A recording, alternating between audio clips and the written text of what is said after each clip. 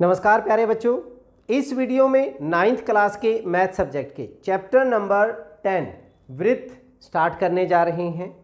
आपने छोटी कक्षाओं में भी पढ़ा होगा वृत्त के बारे में, बहुत सारी डिटेल में आप पढ़ चुके हैं। उसी को हम आगे कंटिन्यू करेंगे 9th क्लास में। देखिए, अगर हम किसी प्रकार के एक सिरे को ऐसे रखें और दूसरे से पेंसिल के सिरे को ऐसे घुमा देते हैं तो हमारे पास एक ऐसी आकृति प्राप्त होती है।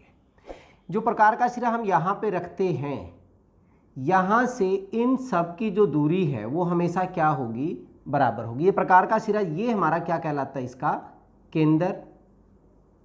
ये जो आकृति बनी है ये हमारा क्या कहलाता है, वृत्त कहलाता है। ठीक है, इस तरह की आकृतियाँ आपने और भी बहुत सारी देखी होंगी, जैसे एक 2 रुपये का 1 रुपये का सिक्का है, या घड़ी आपने देखी होगी, वहाँ पे जो सेकंड की सुई है घूमती रहती है, तो वो भी एक वृत्ताकार पथ का निर्माण करती है। तो इसके बारे में हम थोड़ी सी और दोबारा इसको रिवाइज कर लेते हैं, आपको चीज़ों का पता चल जाएगा। सबसे पहले हम बात कर रहे हैं वृत्त की। वृत्त, सर्कल। वृत्त क्या है, अगर मैं इंग्लिश की बात करूं, यहाँ पे बहुत सारे पॉइंट हैं। ये जो भी लाइन बनती है वो किससे बनती है, हम डिस्कस कर चुके हैं, पॉइंटों से मिलकर बनी है, बहुत सारे बिंदुओं से मिलकर बनी है। तो the locus of all such point, समूह, लोकस का मतलब होता है समूह। The locus of all such points which are equidistance from same point. एक सेम पॉइंट से सभी की डिस्टेंस बराबर हो, वो हमारा क्या कहलाता है, वृत्त कहलाता है।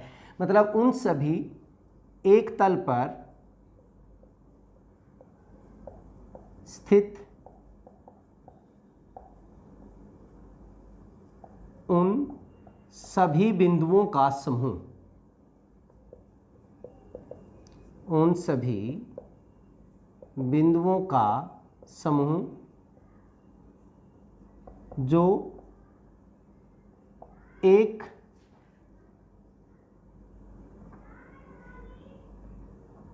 उसी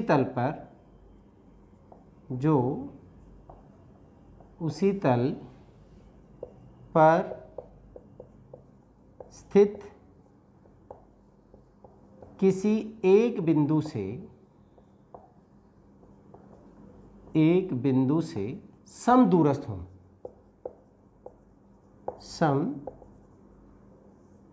समदूरस्थ, इक्विडिस्टेंस। इन सभी बिंदुओं का समूह जो एक बिंदु से समान दूरी पर है। यहाँ से देखेंगे ये सब की दूरी क्या होगी, समान होगी। और जो ये समान दूरी है, स्थिर बिंदु जो हमारा है, स्थिर बिंदु, इसको हम क्या बोलते हैं, केंद्र बोलते हैं, ओ से डिनोट कर देते हैं। ठीक है, और जो समान दूरी है वो हमारी क्या कहलाती है, समान दूरी, ये हमारी होती है त्रिज्या। ठीक है, ये इसकी बेसिक नॉलेज। अब इसके बारे में और भी डिस्कस करेंगे। जब हम बात करते हैं एक वृत्त जो है, ये बोर्ड है हमारा, एक तल है, इसको 3 भागों में विभाजित करेगा। एक वृत्त किसी भी तल को 3 भागों में विभाजित करता है। वो भाग कौन से हैं, अगर मैं एक सर्कल यहाँ पे ड्रा कर देता हूँ, तो ये जो वृत्त है इस तल को 3 भागों में बांट दिया। एक तो हम कोई भी पॉइंट इसके बाहर ले सकते हैं, हम इसके अंदर भी ले सकते हैं, हम कोई भी पॉइंट इस वृत्त के ऊपर भी हो सकता है। देखिए, बाहर वाला जो होता है वो होता है बहिर्भाग, ये होता है हमारा बहिर्भाग। इसके बाहर जितने भी पॉइंट्स होंगे वो बहिर्भाग होगा। अंदर जितने भी पॉइंट्स होंगे उनको अभ्यंतर हम बोलते हैं, इसके अभ्यंतर, वृत्त के अभ्यंतर, अंदर में। ठीक है, और इसके ऊपर, ये वृत्त के ऊपर ही बोलते हैं, वृत्त पर बोलते हैं।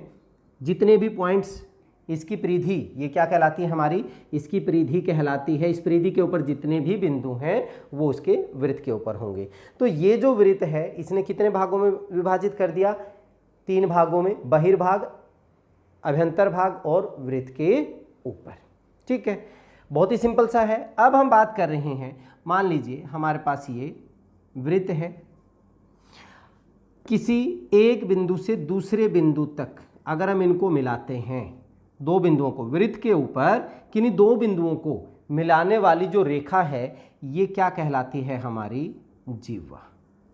ध्यान दीजिए, ये क्या है, हमारी जिह्वा। वृत्त के ऊपर स्थित किन्हीं दो बिंदुओं को मिलाने वाली रेखा क्या कहलाती है, जिह्वा कहलाती है। और इसकी सबसे बड़ी जो जिह्वा होती है वो केंद्र में से होकर गुजरेगी, उस केंद्र में से होकर गुजरेगी, केंद्र में से, मतलब इधर भी त्रिज्या इधर भी त्रिज्या, ये हमारे पास क्या होता है, व्यास होता है। व्यास भी एक जिह्वा है, सबसे बड़ी जिह्वा है जो केंद्र में से होकर गुजरती है। और जब व्यास की हम बात करते हैं, ये इसको एक अर्धवृत्त में भी बांट देता है। आधा वृत्त यहाँ पे हो जाएगा, आधा वृत्त यहाँ पे हो जाएगा, तो ये हमारा क्या होगा, अर्धवृत्त भी कहलाता है। ऊपर वाला भी अर्धवृत्त होगा और नीचे वाला भी अर्धवृत्त होगा। ठीक है, रिवाइज हो रहा है, आपको याद आ रही हैं चीज़ें छोटी क्लासों वाली। मान लीजिए एक और सर्कल ले लेते हैं हम। यहाँ पे हमने अभी क्या बात की कि अगर जो ये जिह्वा इसको बांट रही है, ये हमारे पास क्या होगा, लघु वृत्तखंड। एक छोटा पार्ट यहाँ पे है, इस जिह्वा ने एक नीचे की तरफ डिवाइड कर दिया, एक ऊपर की तरफ, इसको हम बोलते हैं लघु वृत्तखंड, छोटे वाला। और इसको हम बोलते हैं दीर्घ वृत्तखंड। एक लघु वृत्तखंड हो गया और दूसरा क्या हो गया, दीर्घ वृत्तखंड। जो जिह्वा है वो वृत्त को कितने भागों में बांट रही है, दो भागों में बांट रही है।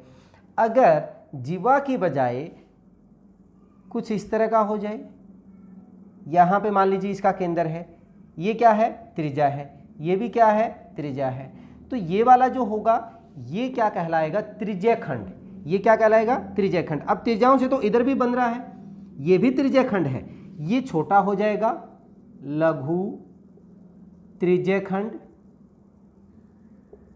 और ये हो जाएगा दीर्घ त्रिज्यखंड। तो मतलब त्रिज्याओं से जो बन रहा है वो हमारा क्या हो जाएगा, त्रिज्यखंड हो जाएगा, लघु त्रिज्यखंड और दीर्घ त्रिज्यखंड। ये थी इसकी बेसिक नॉलेज हमारे पास। अब इस एक्सरसाइज में जो आगे क्वेश्चन आएंगे उनको साथ के साथ आपको डिटेल में समझा दिया जाएगा। चलिए, ये सिर्फ हमारा इंट्रोडक्शन पार्ट था, सिर्फ आपको रिवाइज कराने के लिए था। ठीक है, इस वीडियो में इतना ही।